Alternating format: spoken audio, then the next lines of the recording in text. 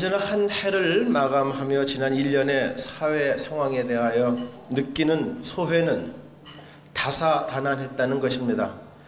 특히 금년 무자년에 우리가 겪었던 국내외 사건들을 보면 그 어느 때보다도 힘들고 혼란스러웠던 2008년이었음을 실감하게 됩니다.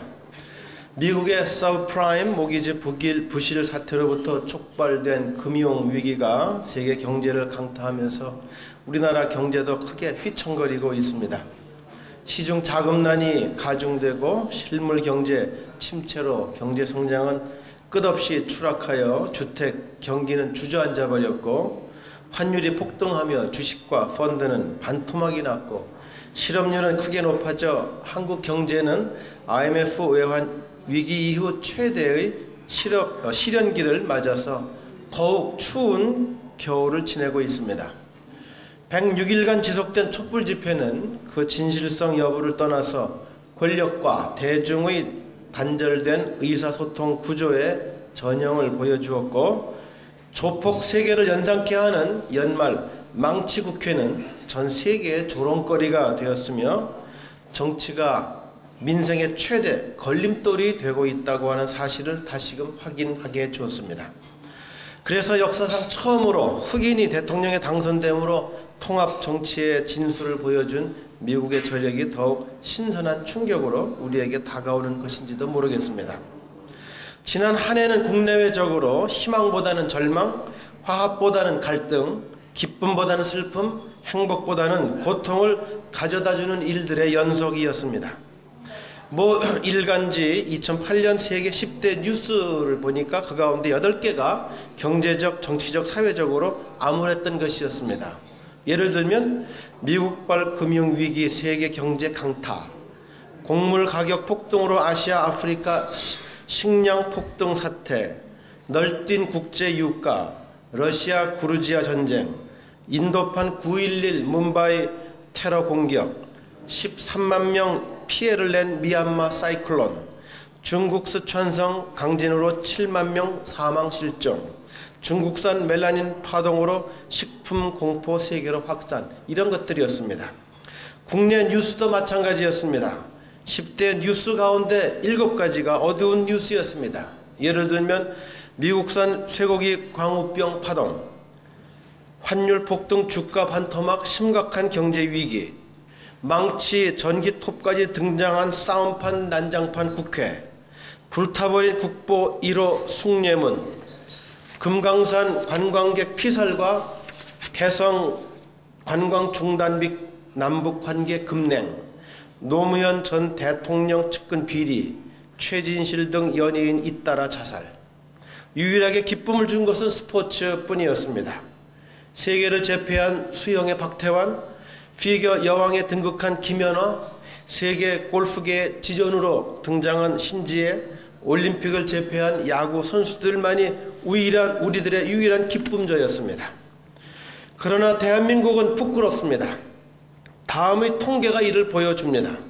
사교육비 비율 세계 2위, 경제고통지수 세계 3위, 도시 생계비 아파트 임대료 세계 3위, 위스키 수입액 세계 4위, GDP 대비 산업 폐기물 배출량 세계 9위, 민주주의 국가 순위 세계 31위, 부패 지수 세계 40위, 국가 만족도, 경제 만족도 47개국 가운데 최하위권, 자살률 OECD 국가 중 1위, 교통사고 사망률 OECD 20개국 가운데 27위, 29개국 가운데 27위, 나라별 행복지수 102위, 삶의 만족도 OECD 국가 중 최하위권, 국가 경쟁력 대비 국가 브랜드 가치가 일본은 224%인데 비해 한국은 겨우 29%, 인구 100만 명당 사기 사건 일본의 7배, 중산층 10년 전보다 10% 감소, 빈부격차가 심화되어 상위 10%의 소득은 하위 10%의 45배, 한국 땅값은 비싸서 한국 면적의 100배나 되는 캐나다를 2번 사고도 남음. 수치스럽습니다. 부끄럽습니다. 절망적입니다. 그래서 정의가 패배한 실패한 역사라고 하는 말이 설득력을 갖는 것 같기도 합니다. 그러나 모든 현상은 양면성을 가지고 있습니다. 어둠이 있으면 빛도 있고 불행이 있으면 행복도 있으며 절망이 있으면 희망도 있습니다. 어제 타계한 유명한 세멀 헌팅턴 2001년 Culture Matters, 문화가 중요하다라고 하는 책을 썼는데 그 책 서문에서 이런 이야기를 하고 있습니다. 1990년대 초 나는 아프리카, 가나와 한국의 1960년대 초반 경제 자료들을 검토하게 되었는데 60년대 당시 두 나라의 경제 상황이 아주 비슷했다는 사실을 발견하고서 깜짝 놀랐다. 무엇보다 양국의 1인당 GNP 수준이 비슷했으며 농산품, 공업제품, 서비스, 경제 점유율 분포도 비슷했다. 특히 농업의 경제 점유율이 아주 유사했다. 당시 한국은 제대로 만들어내는 2차 제품이 별로 없었다. 게다가 양국은 상당한 경제 원조를 받고 있었다. 30년 뒤 한국은 세계 14위의 경제 규모를 가진 산업 강국으로 발전했다. 유수한 다국적 기업을 거느리고 자동차, 전자장비, 고도로 기술 집약적인 2차 제품 등을 수출하는 나라로 부상했다. 국민소득은 그리스의 수준에 육박했다.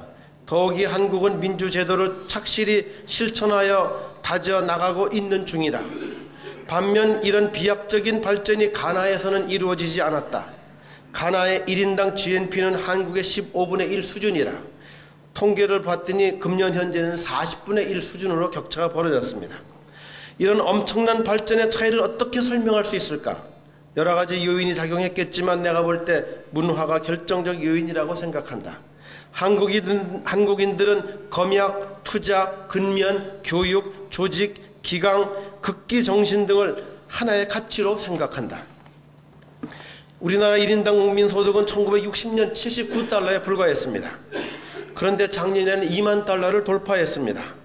국민 총생산 GDP가 1972년에는 100억 불이었는데 작년도에는 9,700억 불로 세계 13위를 차지하게 됐습니다. 이 액수는 아프리카 53개국 GDP를 모두 합친 것보다도 많은 수치입니다. 2005년도 우리나라 수출액은 2,900억 불인데 이 액수는 멕시코를 제외한 중남미 34개국 전체 수출액 전체보다도 많습니다. 아프리카 경제 대국 알제리의 GDP는 삼성그룹 1년 매출액의 65%에 불과합니다. 또한 아프리카 경제 대국 나이지리아의 GDP는 LG그룹 1년 매출액보다도 적습니다. TV, 에어컨, 냉장고, 세탁기, 휴대전화 등은 삼성, LG 제품이 세계 최고로 손꼽히고 있습니다.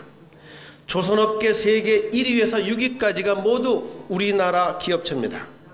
IT, 정보기술, 인프라는 세계 최고의 수준을 자랑합니다. 자동차 생산은 세계 5위입니다.